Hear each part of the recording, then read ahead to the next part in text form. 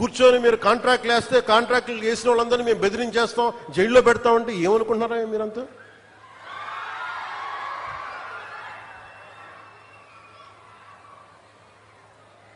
మేమేం మాటలా గుర్తుపెట్టుకోండి. అలా బెదిరించే సమూహం ఎవరైనా సరే,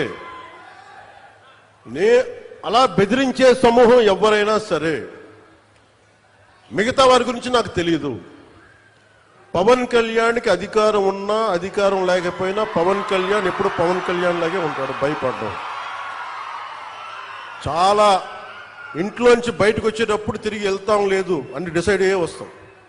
అందువల్ల మీ ఆకు రౌడీలు కానీ అలాగే చెప్తున్నారు. ఏదైనా మాట్లాడితే అధికారులు కూడా భయపడుతున్నారు. ఎందుకు భయపడుతున్నారంటే చెవుల్లో చెప్తారు, అదే సార్ వాళ్ళ వెనక చాలా మంది రౌడీలు ఉంటారండి, కిరాయి హంతకులు ఉంటారంటే, మీకు కరెక్ట్గా యోగి ఆదిత్యనాథ్ లాంటి ట్రీట్మెంట్ కనుక ఒక్కొక్కడికి ఇస్తే, ఒక్కొక్కడికి రౌడీజం అంటే కాలు కాలు కీలు కీలు తీసి మడత పెట్టి కింద కూర్చోపెడితే, అప్పుడు కరెక్ట్గా చెప్తా, కరుడు గట్టిపోయిన జీవితకాలం ఓకే, మనం వాళ్ళకి ఏకీభవించవచ్చు, ఏకీభవించకపోవచ్చు.